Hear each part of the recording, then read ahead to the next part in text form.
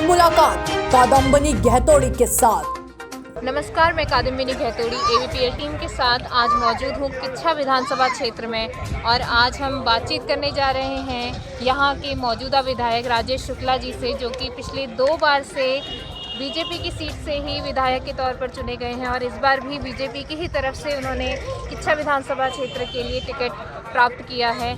आज हम इनसे बातचीत करेंगे कि इनके कैसी तैयारी इनकी चल रही है और क्या क्या कठिनाइयाँ इन्हें झेलनी पड़ रही हैं, क्योंकि किच्छा का माहौल जो है, चुनावी माहौल जो है, वो बहुत गरमाया हुआ है। इस वक्त राजेश शुक्ला जी हमारे साथ मौजूद हैं और इस वक्त चुनावी दौरे पर भी हैं वो, और हम उनसे जानना चाहेंगे कि इनका कैसा चल रहा है, चुनावी तैयारी कैसी है इनकी।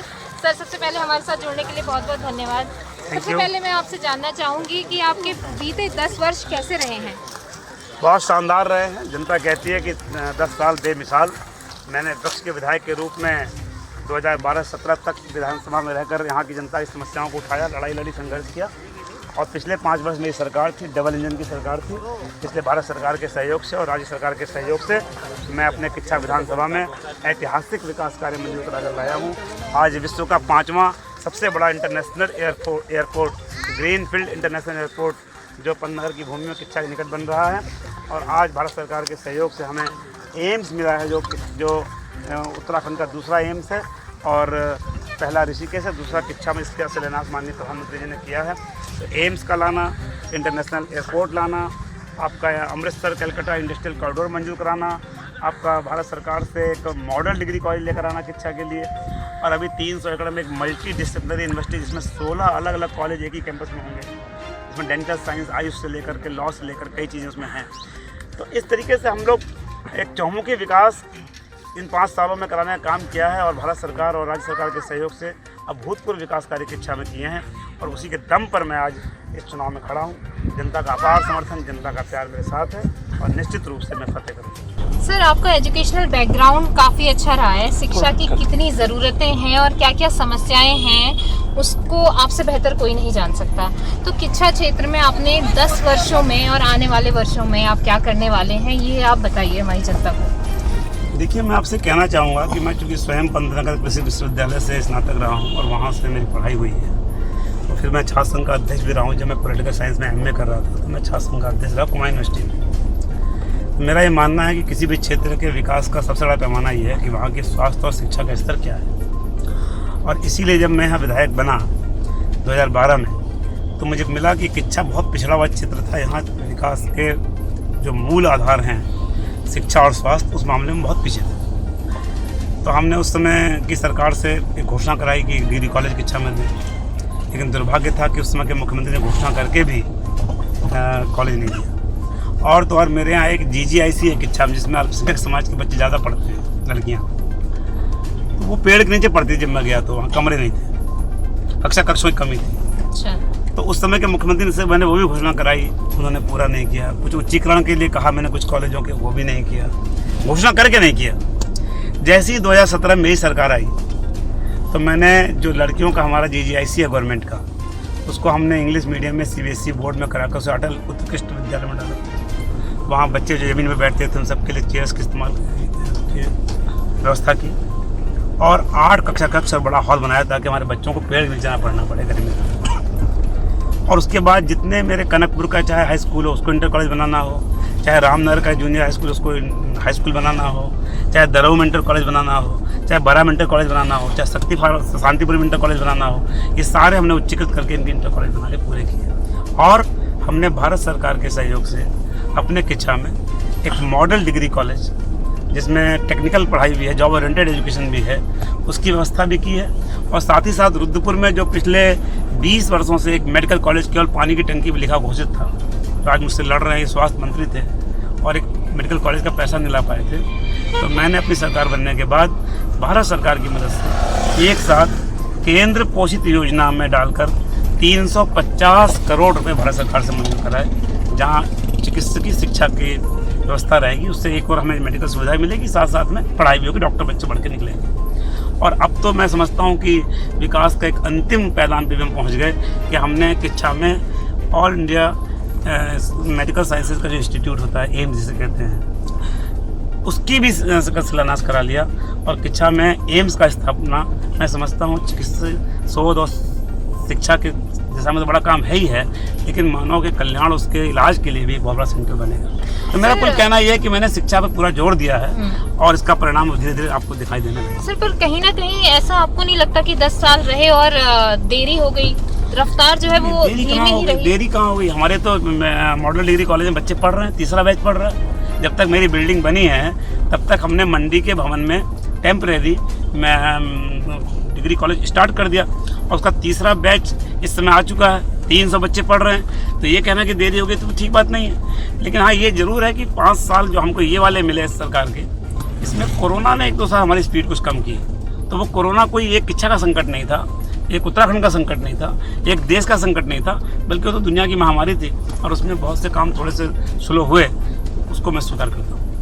और एक सवाल ये है कि जनता अक्सर पूछते रहती कि आपको उत्तराखंड से, उधम सिंह नगर से कितना लगाव है, क्योंकि तराई रक्षा समिति जब बनी थी तो उसके संयोजक आप ही थे, विपक्ष के तरीके से आप काम कर रहे थे उस टाइम पे इस समिति के साथ। तो उस पर आपका क्या कहना है कि अब आपको कितना लगाव है अपने जिले से? उधम सिंह मेरा नगर ये से? कहना है कि हमारे जिले से भी हमें लगाव है, हमारे राज्य से भी हमें लगाव है, हमारे देश से भी हमें लगाव है। उस समय भी हमने जिले के लगाव के नाते कहा था, हमें कुछ एप्रीहेंशंस थे कि उत्तराखंड राज्य जो कि भौगोलिक आधार पर पर्वतीय क्षेत्रों का राज्य बन रहा था, इसलिए हमारे ज़िले में, हरिद्वार के ज़िले में लोगों के मन में आशंका थी कि पर्वतीय ज़िले में, पर्वतीय राज्य में अगर ये मैदानी ज़िले रहेंगे तो इनके साथ कैसा व्यवहार होगा, इनका विकास होगा नहीं होगा। लेकिन जब राज्य बन गया और बनने के बाद हम लोग भाजपा में शामिल हो गए और हम देख रहे लगातार कि उधम सिंह नगर हो चाहे हरिद्वार हो, इसके विकास में उत्तराखंड की सरकार ने कोई कमी नहीं की है।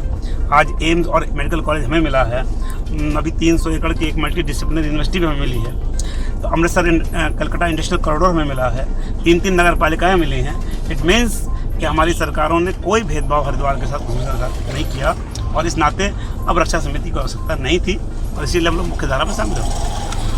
सर, 2 बार आप विधायक रहे, एकाएक आपका नाम भी काफी उजागर हुआ क्योंकि आपने हरीश रावत जैसे गद्दावर नेता को पिछाड़ा है जब वो मुख्यमंत्री थे। तो उसके बावजूद आपको ऐसा नहीं लगता कि मंत्री पद नहीं मिला? तो अब आपकी क्या उम्मीदें हैं? देखिए, मेरा ये मानना है कि महत्वाकांक्षी लोग ही राजनीति में आते हैं। मैं आपके चैनल के सामने ये कह दूं कि मुझे तो कोई मंत्री बनने की कोई लालसा नहीं थी या मुझे कोई, मेरे मन में ऐसा नहीं था, ऐसी बात नहीं। हर राजनीतिक व्यक्ति चाहता है कि वो MLA बने, मिनिस्टर बने और आगे बढ़े, तो उसकी तो कोई महत्वाकांक्षा होनी चाहिए। लेकिन ये भी सच है कि जिस समय मैंने मुख्यमंत्री को हराया था, क्योंकि देश में परंपरा थी कि मुख्यमंत्री को हराने वाले ज़्यादातर लोगों को मंत्री बनाया गया है, इसलिए लोगों ने उम्मीद लगाई और मुझे भी लगता था कि बनाएंगे। लेकिन अब उस समय की जो परिस्थिति रही होगी, हर राजनीतिक काल परिस्थिति अलग अलग समय पर अलग अलग होती है। क्योंकि हमारे यहाँ मेहमान कुछ ज़्यादा आ गए थे कांग्रेस से और उनके लिए बिस्तर लगाने में हम लोगों को ज़मीन पर सोना पड़ गया था। अब मेहमान लौट गए हैं, कुछ उसमें से कुछ लौट गए हैं, मुझे लगता है कि इस बार हम लोगों को जगह मिल जाएगी। तो ये भी चीज़ हुई है कि किच्छा में इस बार राजनीति में थोड़ा हेरफेर हुआ है, बीजेपी की राजनीति में ही थोड़ा हेरफेर हो गया। टिकट की दावेदारी में 3 लोग थे, मिला आपको।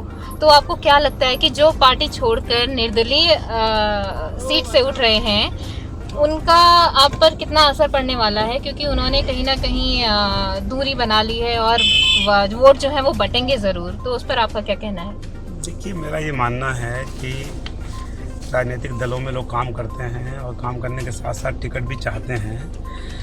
टिकट मांगना कोई बुरी बात नहीं है। मैंने पहले ही कहा, महत्वाकांक्षी लोग ही राजनीति में आते हैं। लेकिन जो लोग ये समझते थे कि मेरा टिकट काट कर टिकट मिलेगा, उन्हें इसलिए गलत सोच रहे थे कि मेरा टिकट क्यों नहीं मिलता मुझे। भाई, मैंने CM को हराया था, मैंने क्षेत्र में काम किया था, मैं लगातार क्षेत्र में उपस्थित रहा था, लोगों के सुख दुख में शामिल था, मैं बड़ी बड़ी योजनाएं किच्छा के लिए लेकर आया, मंजूर करा के ले आया, जनता का प्यार मेरे साथ था।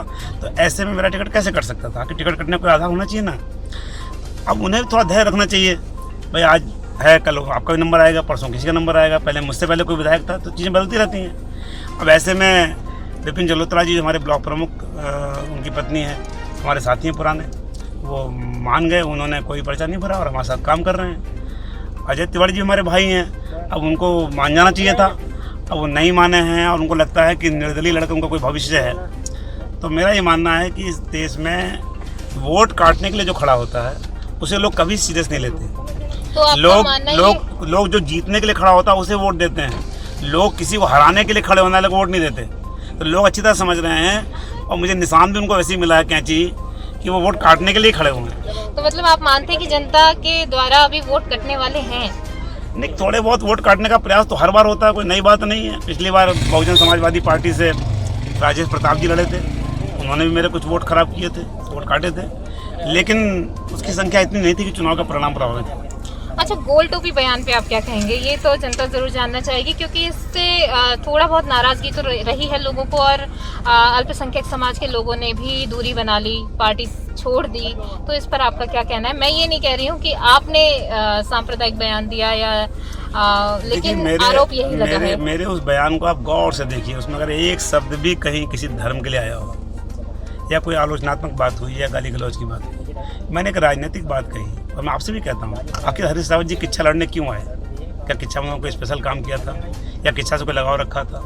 या तिलक राज जी जो हमारे पड़ोस की सीट पर 25,000 वोट से हार रहे हैं, तो ऐसी क्या विशेषता है किच्छा में कि वहाँ 25,000 से हार रहे हैं और यहाँ उन्हें जीत की उम्मीद है? क्यों, किसके सहारे आ रहे हैं? जाहिर सी बात है कि वो अल्पसंख्यक वोटों के सहारे आना चाहते हैं। लेकिन मेरे कहने का मतलब ये है कि जो अल्पसंख्यक वोटों के सहारे यहाँ आ रहा है वो इसलिए यहाँ हार रहा है कि वो ये समझता है कि अल्पसंख्यक वोट उसकी बपौती हैं, जबकि ऐसा नहीं है। अल्पसंख्यक मतों में से भी एक बहुत बड़ी संख्या में से मत हैं जो विकास पर वोट डालते हैं, जो लोगों के व्यवहार पर वोट डालते हैं, और वो ही वोट जीत आधार का कारण बनते हैं। मैं कह रहा था कि गोल टोपी के चक्कर में जो यहाँ आ रहे हैं वो मारे जाएंगे, ये मैंने कहा। चलिए सर, मेरा एक लास्ट सवाल आपसे यही है कि कुछ 5 चीज़ें आप ऐसी बता दीजिए, कुछ वादे जो आपने करने की सोची होगी जनता सर, किए भी होंगे, वो जिन पर आप काम करेंगे। देखिए, हमने अपनी जनता से वादा किया है कि हम मल्टी डिसिप्लिनरी यूनिवर्सिटी किच्छा बनाने जा रहे हैं, जिसके लिए 300 एकड़ ज़मीन हमने प्रपोज कर दी है। कौशल विकास मंत्रालय भारत सरकार से हमें Uttarakhand skill development and multi disciplinary university हमें मिलती है, जो एक जॉब ओरिएंटेड पढ़ाई वहाँ होगी। खासतौर पर 5,000 बच्चे पढ़ेंगे, उसमें डिजास्टर मैनेजमेंट, उसमें फिजियोथेरेपी का कॉलेज, उसमें लॉ का कॉलेज, जर्नलिज्म का कॉलेज, आयुष का कॉलेज, डेंटल साइंस का कॉलेज, इस तरह की चीज़ें होंगी। तो मैं समझता हूँ उससे ना एक तरफ रोजगार भी मिलेगा और एक तरफ बच्चों को पढ़ने का अवसर मिलेगा। ऐसी जो इस एम्स के हमने शिलान्यास प्रधानमंत्री से कराया है और अभी प्रथम चरण में 500 करोड़ रुपये मिले हैं, वो पूरा प्रोजेक्ट लगभग 2500 करोड़।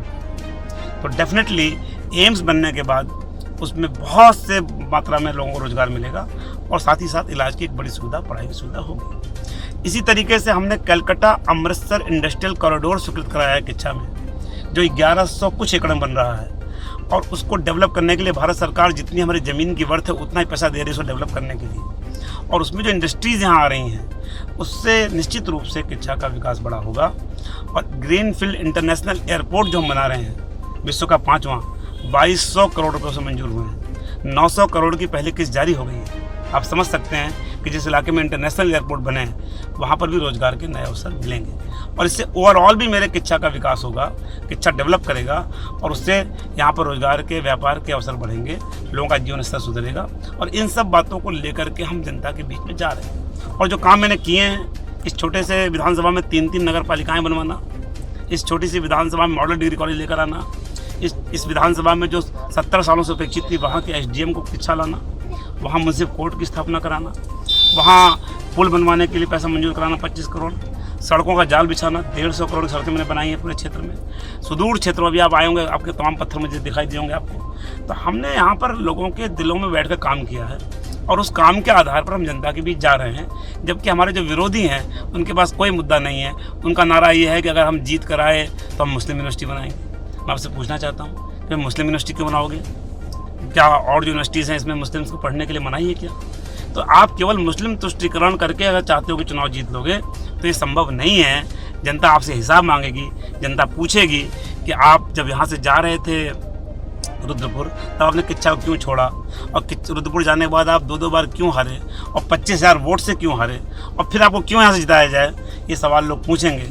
लोग ये भी पूछेंगे कि जब आप रुद्रपुर जा रहे थे तो आपने अपना उत्तराधिकारी यहाँ किसे बनाया, किसे टिकट दिया कांग्रेस का। ये सब सारे सवाल जनता के बीच में होंगे और इन सवालों पर निश्चित रूप से हमारी जीत है। और धीमी रफ्तार को तेज करेंगे, ये वादा तो ज़रूर आपको करना चाहिए। ये तो कोरोना पर निर्भर करता है। हमें मालूम है, हमें लगता है अगर कोरोना अब नहीं आता आगे तो काम और तेज़ी से होंगे। अब कोई महामारी आ जाए, कोई ऐसा संकट आ जाए, भगवान न करे, तो उससे तो पहले जान बचाना ज़्यादा आवश्यक है। विकास उसके बाद सेकंड नंबर पे आता है। और उसमें हमने मुस्तैदी से काम किया। हमने देश के लोगों को 2-2 टीके लगाए पूरे इतने बड़े मुल्क को। 80 करोड़ लोगों को हमने कोरोना काल में राशन देकर उनको भूखे मरने से बचाया। तो हम लोग वो काम भी देश के लिए प्राथमिकता का काम था, और उस काम से अगर कहीं विकास के कार्य सफ़र किए हैं तो मुझे लगता है कि कोरोना के संकट खत्म होने के बाद ये सब चीज़ें अपने आप पटरी आ जाएंगी। चलिए, हम भी आशा करते हैं कि हमारी जनता से जो वादे विधायक जी ने करे हैं वो पूरे होंगे। और सर, आपको आने वाले चुनाव के लिए बहुत बहुत शुभकामनाएं। हमारे साथ जुड़ने के लिए बहुत बहुत धन्यवाद। धन्यवाद, बहुत बहुत धन्यवाद।